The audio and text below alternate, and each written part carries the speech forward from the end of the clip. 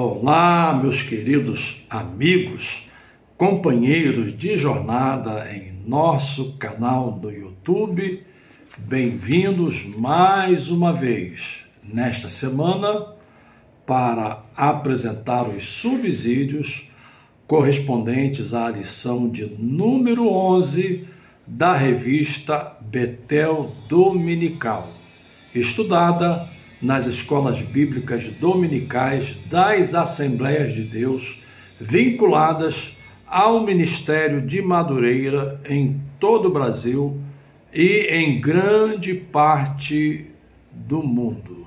Aproveito o ensejo para fazer aqueles lembretes tradicionais. Àqueles que não são inscritos, inscrevam-se no canal e ativem o sininho para receber as notificações quando cada vídeo for disponibilizado. Também curtam. A soma das curtidas ajuda a expandir a presença do vídeo nesta plataforma. E, em terceiro lugar, se possível, também comentem.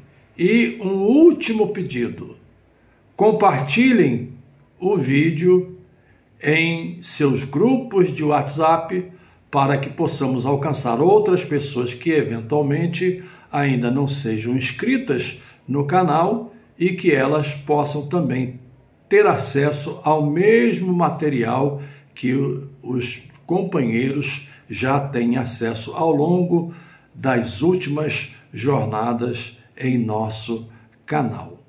Lição de número 11, que tem por título a participação das mulheres no ministério de Jesus. Convém lembrar que as lições deste trimestre foram escritas pelo pastor Amarildo Martins da Silva, quarto vice-presidente da CONAMAD e presidente da CONEMAD no estado do Tocantins, que corresponde à extensão regional da CONAMAD naquele estado. O tema geral do trimestre, apenas para que possamos estar lembrados, é sobre mordomia cristã. E na lição de número 11, a lição que será estudada neste domingo, dia 15 de junho de 2025, estaremos focados nas mulheres que, de maneira muito específica, tiveram uma atuação bastante presente durante os 3 anos em que Jesus realizou o seu ministério até consumá-lo com a sua obra vicária na cruz do Calvário. Os textos de referência estão baseados em Mateus capítulo 26, versos 6 e 7. Nessa passagem, nessa narrativa, encontramos aquele episódio em que aquela mulher derrama nos pés de Jesus um perfume de valor altíssimo. Era um vaso de alabastro, e convém só aqui registrar que alabastro não é o nome do perfume, mas é o nome da pedra com a qual aquele vaso foi preparado, foi esteticamente construído. Alabastro é uma pedra comum naquela região e ainda hoje quem vai a Israel consegue encontrar não só pequenos vasos, mas outros modelos estéticos que ajudam, inclusive, na decoração de uma casa. Era um perfume caro e você percebe isso na atitude de Judas quando ele reclama, dizendo que se fosse vendido, o dinheiro que entraria como resultado da venda poderia ser aplicado na ajuda aos pobres.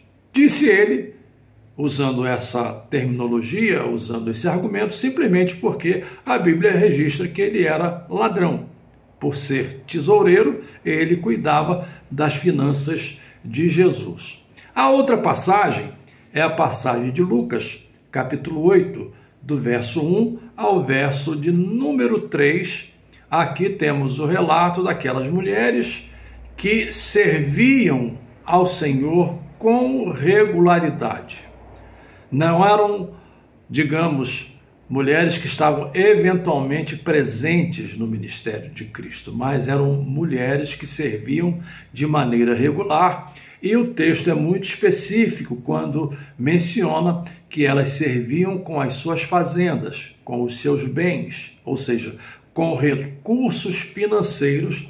E o texto, inclusive, cita Joana, mulher de Cusa, e Cusa pertencia àquele grupo de assessores de Herodes, e no texto bíblico da nossa Almeida, Revista e Corrigida, diz que ele era procurador de Herodes, portanto, havia pessoas da classe média e da classe alta que também serviam a Cristo, acompanhavam o seu ministério e contribuíam também para a manutenção do ministério de Jesus. É importante frisar esse ponto, porque muitas pessoas hoje, de maneira até distorcida, pensam de uma forma sem lógica, sem razão, achando que a igreja não depende de recursos. Ora, qualquer atividade, em qualquer campo, em qualquer esfera, e a igreja, humanamente falando, também inclui-se nesses grupos sociais, qualquer atividade depende de recursos. Uma viagem que você faz, essa viagem é paga. Um almoço do qual você se serve, esse almoço é pago. Eu estou usando aqui exemplos práticos para dizer que Jesus também não era diferente. Ele dependia de pessoas que contribuíam para o seu ministério, e entre essas pessoas nós temos a descrição dessas mulheres que serviam ao Senhor com os seus bens, e no texto de Mateus, como já mencionei, aquela que derramou aquele perfume caro como uma espécie de antecipação, por assim dizer, metaforicamente, de antecipação do embalsamamento do corpo de Jesus quando ele foi sepultado. Meramente uma figura metafórica, naquele ato gráfico, por assim dizer, ilustrado no gesto que ela teve de derramar aquele perfume tão precioso aos pés do Senhor Jesus. Então esse é o resumo, essa é a síntese baseada nessas duas passagens que são usadas como textos de referência. E a partir delas, eu gostaria de fazer aqui algumas considerações como subsídios para ajudar os nossos queridos professores no próximo domingo diante de suas classes. Eu anotei aqui pelo menos 7 pontos que eu gostaria de compartilhar, todos relacionados às mulheres no Novo Testamento. Primeiro, olhemos a genealogia de Cristo como foi escrita por Mateus em seu Evangelho, capítulo 1 do Evangelho de Mateus. Na genealogia de Jesus Cristo, fugindo à regra, já que as genealogias costumeiramente, normalmente, só vinham aqueles que participavam da ancestralidade masculina e não da ancestralidade feminina. Portanto, como uma exceção à regra, Mateus quebra o protocolo, quebra o paradigma e ele inclui na genealogia de Cristo pelo menos 5 mulheres. São incluídas Tamar, Raabe, Ruth, a mulher de Urias e a própria Maria. 5 mulheres. Dessas 5 mulheres, 5, pelo menos, tinham coisas que conspurcavam, por assim dizer, a sua vida social. Tamar teve um relacionamento com o próprio sogro, Judá. Raabe era aquela prostituta que morava nos muros de Jericó quando a cidade foi tomada pelo povo de Israel na conquista de Jericó. Ruth era aquela estrangeira moabita que acompanhou a sua sogra, Noemi, e ela foi assimilada pela cultura judaica, no entanto, era uma estrangeira. A mulher de Urias, Batseba, foi aquela com quem Davi teve também um relacionamento extraconjugal. Sobra apenas Maria, sem nenhuma mancha em seu caráter, mas que levantou dúvidas no próprio coração do esposo José, já que o bebê que nela foi gerado por obra e graça do Espírito Santo, sem a participação do homem, e essa concepção poderia gerar uma expectativa equivocada na mente de muitas pessoas.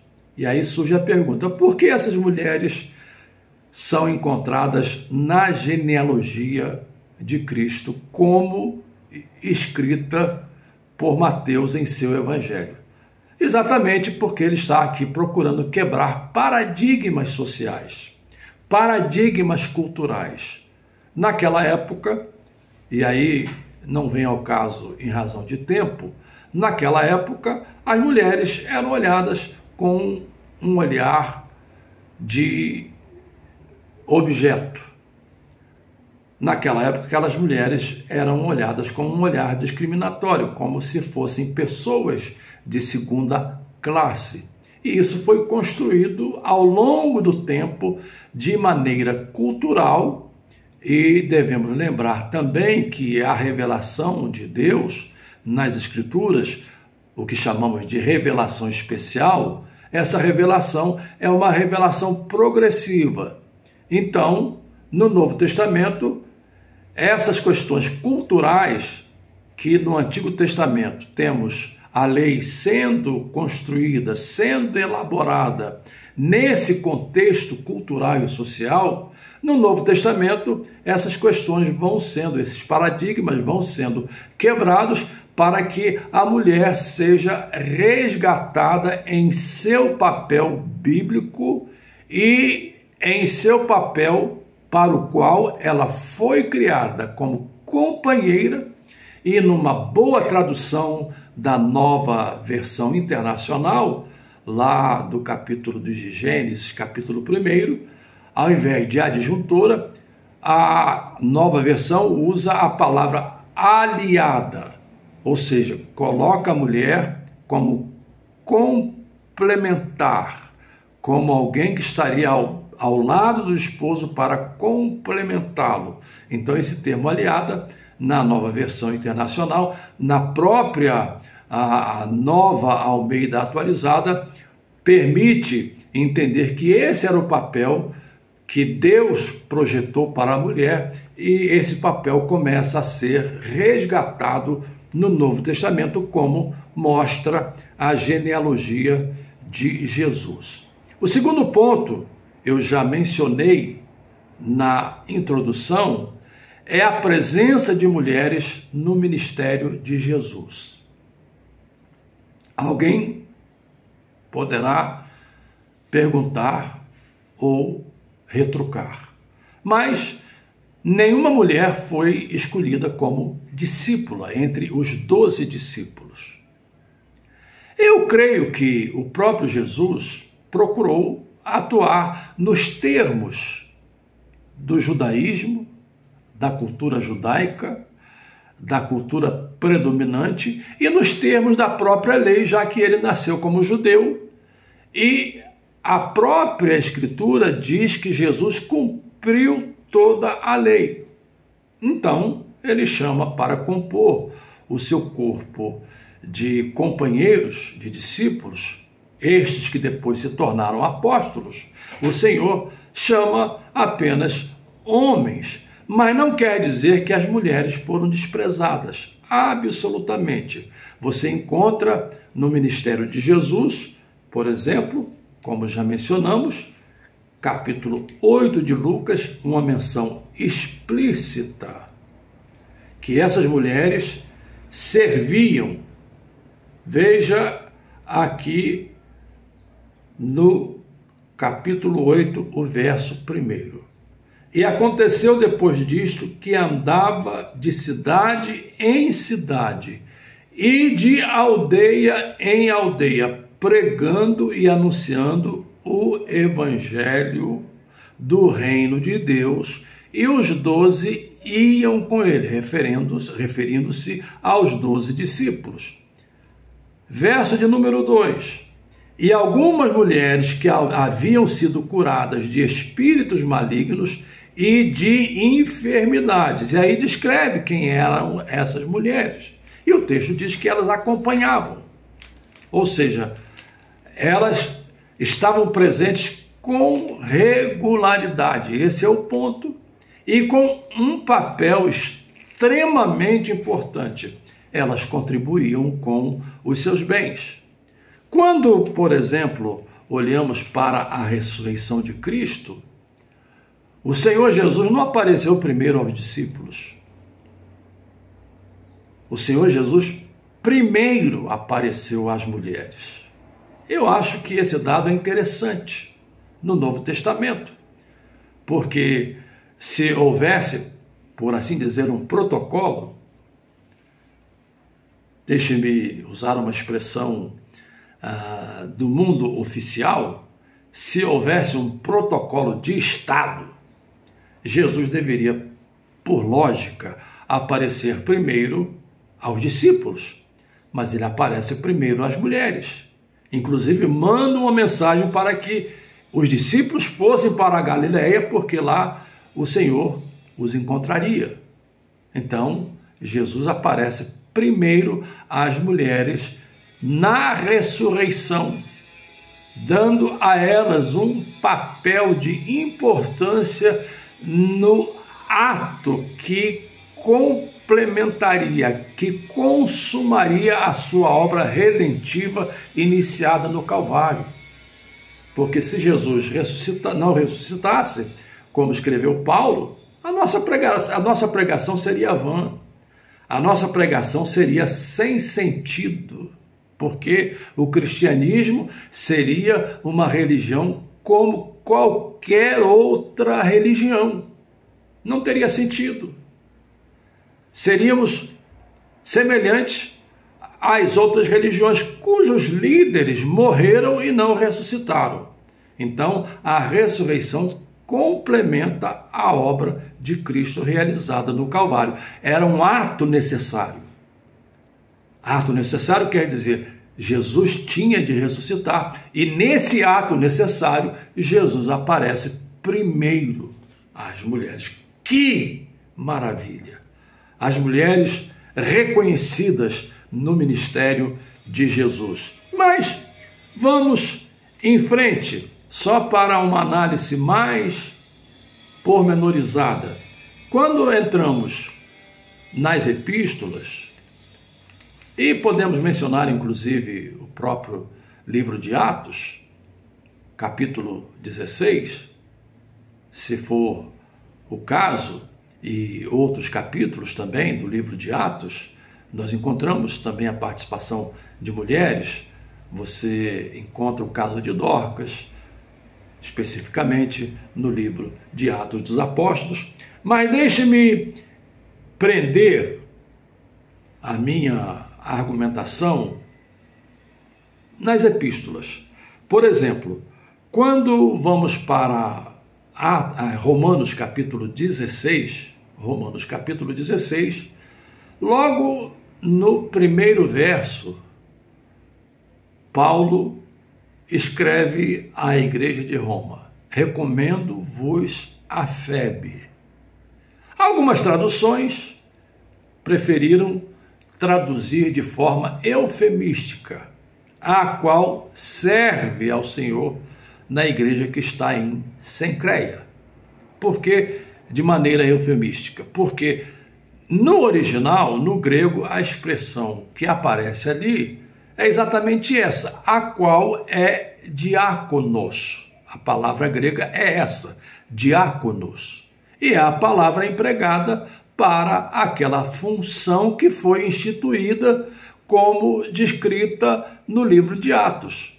Os apóstolos tinham de estar envolvidos com o ministério da oração e da palavra, e os diáconos foram instituídos para servir às mesas.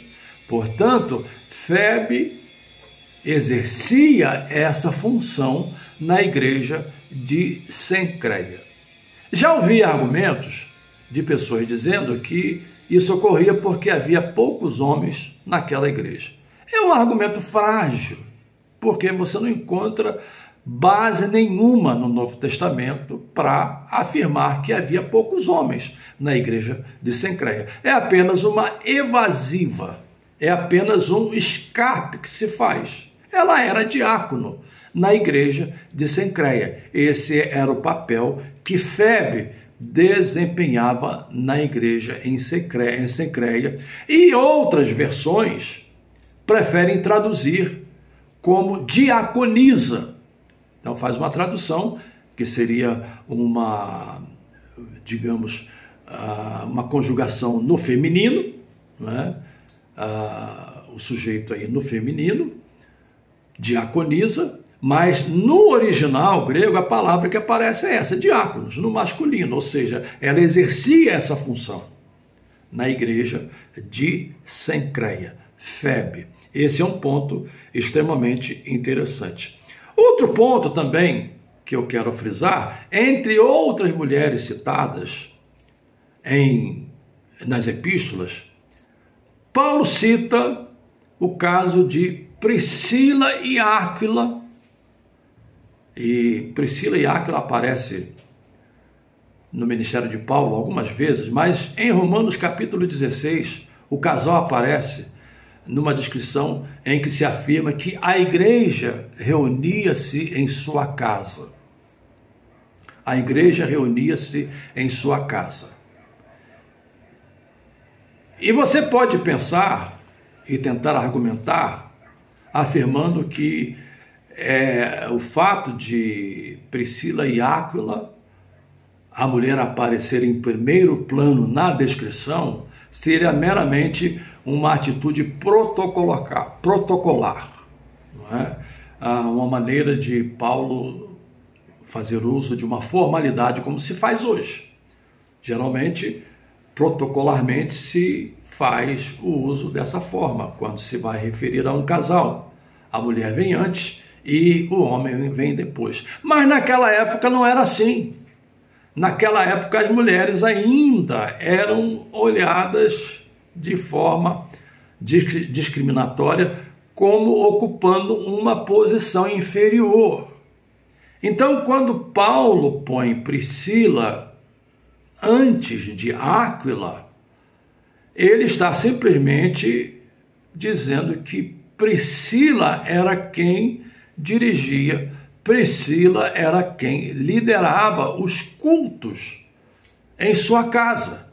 É simplesmente isso que está sendo dito pelo apóstolo Paulo. Depois ele se refere a Júnia e a Drônio e os chama de apóstolos, não é? Mensageiros enviados, e, claro, refere-se a um casal, a quem diga, mas sem fundamentos, com argumentos bem frágeis, há quem diga que não seria um casal, mas seriam duas pessoas do sexo masculino. É meramente uma elucubração. Não existe fundamentos, digamos, filológicos para fazer essa afirmação. Ali refere-se também a um casal.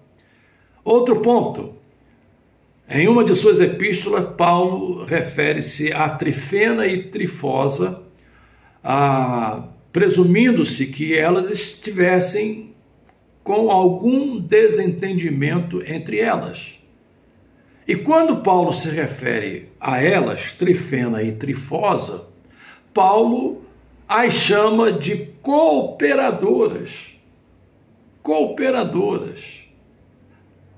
Ou seja, as mulheres tiveram atuação bastante presente, não só no ministério de Jesus, mas também no ministério apostólico, nos primeiros anos da igreja primitiva. Outro ponto que eu gostaria de chamar a atenção é quando o evangelho é transposto das fronteiras da Ásia para a Europa. E aqui eu trato de maneira técnica, como descrito no livro de Atos dos Apóstolos. Por que de maneira técnica? Porque no dia de Pentecostes tivemos em Jerusalém pelo menos 16 nações representadas, e muitos dos convertidos, entre aquelas quase 3.000 pessoas, sem dúvida eram convertidos de outras regiões que, depois da festa do Pentecostes, retornaram às suas origens, muitos deles convertidos naquele dia. E, sem dúvida, eles iniciaram núcleos da igreja, como ocorreu aqui no Brasil, por ocasião da plantação das Assembleias de Deus em Belém do Pará, em que muitos irmãos retornaram aos seus estados, levando a mensagem do Evangelho. Então, quando eu me refiro tecnicamente, eu me refiro ao fato em que Paulo teve aquela visão daquele varão que disse: passa a Macedônia e ajuda-nos. E ele diz que não foi desobediente à visão celestial. Então ele transpôs as fronteiras do mundo asiático para o mundo ocidental, quando ele entra pela Macedônia e chega à primeira cidade, a cidade de Filipos, e juntamente com Silas procura um lugar para a oração à beira de um rio, e lá encontra mulheres, e entre essas mulheres está Lídia, que foi a primeira mulher convertida na Europa. Então veja bem que tecnicamente é uma mulher a primeira que se converte na Europa, mostrando a importância e o papel delas, das mulheres, no ministério cristão. É esse ponto para o qual eu chamo a sua atenção. E por último, para não alongar a minha exposição neste vídeo, por último, quando em 1 Timóteo, no capítulo 3, lemos as recomendações de Paulo aos bispos, quando ele diz: quem deseja o episcopado, excelente coisa deseja.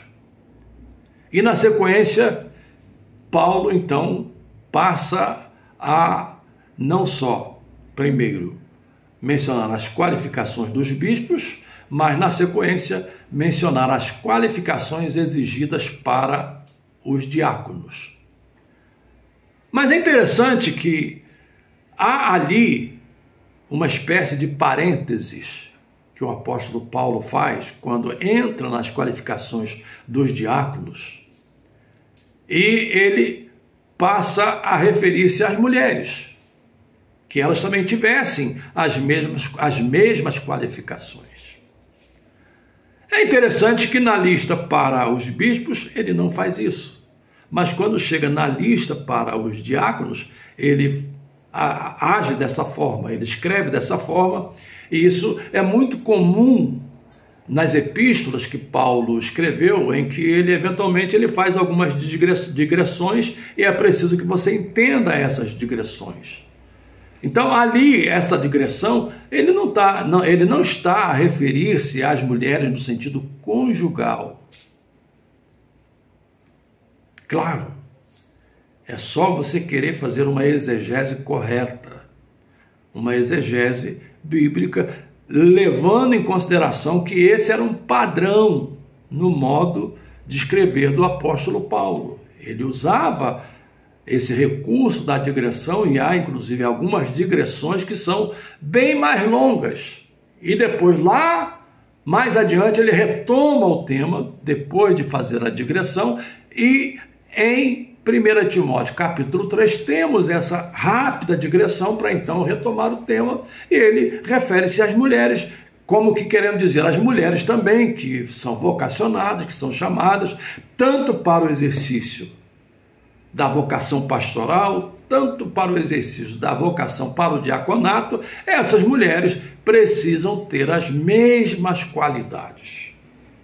Então eu gostaria de encerrar a minha exposição deste dia, claro, tendo como ponto de partida as mulheres que serviram ao Senhor durante o seu ministério com os seus recursos, mas também fazendo essa expansão, já que estamos tratando da participação das mulheres no ministério de Jesus, fazendo essa expansão do tema para que possamos entender o papel das mulheres nos dias de hoje no ministério da igreja.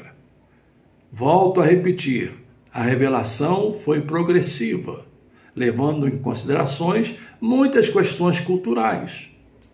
O mesmo Paulo, por exemplo, que fala que as mulheres deveriam ficar em silêncio na igreja, claro, apelando a uma situação cultural, também não vou entrar no mérito, porque o tempo não me permite fazer aqui grandes alusões.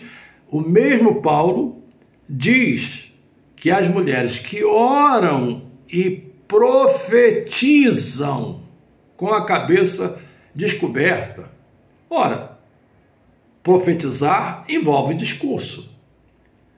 E mesmo para você, cessacionista, que não crê na contemporaneidade dos dons espirituais, você terá de convir que, se estiver Paulo falando de mulheres que profetizam, estaria Paulo então falando de mulheres que exerciam a função de profeta, que está no mesmo nível de equivalência do pastor, do evangelista, do apóstolo, como descreve Paulo em Efésios capítulo 4. Eu estou aqui fazendo essa digressão e essa exceção para os nossos irmãos cessacionistas, que tentam escapar pela tangente, só que se eles creem no exercício de profeta como descrito lá em Efésios capítulo 4, então eles terão de aceitar aqui quando Paulo diz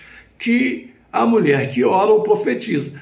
Claro que nós pentecostais entendemos de outra forma. Entendemos que aqui é a manifestação do dom espiritual de profecia. Nós cremos na contemporaneidade dos dons espirituais. Mas se elas têm liberdade de profetizar na igreja, e aí vamos para o nosso raciocínio pentecostal, se elas têm liberdade de profetizar na igreja, por que elas não podem exercer outros dons? Se não há restrição alguma a elas para que elas exerçam o dom de profetizar, por que elas não podem também exercer outros dons? E entre esses dons, os que já mencionamos, inclusive o dom de contribuir, inclusive o dom de ofertar, inclusive o dom de ser bênção na igreja com os seus recursos, que é o ponto da lição de hoje. Então, eu termino a minha exposição, claro, muito rápida, oferecendo esses subsídios, porque certamente são pontos que poderão ser levantados no próximo domingo, e aqui eu tenho essas contribuições para você, querido professor, em sua exposição no próximo domingo. Que Deus abençoe a todos abundantemente, e estamos caminhando para o final do trimestre.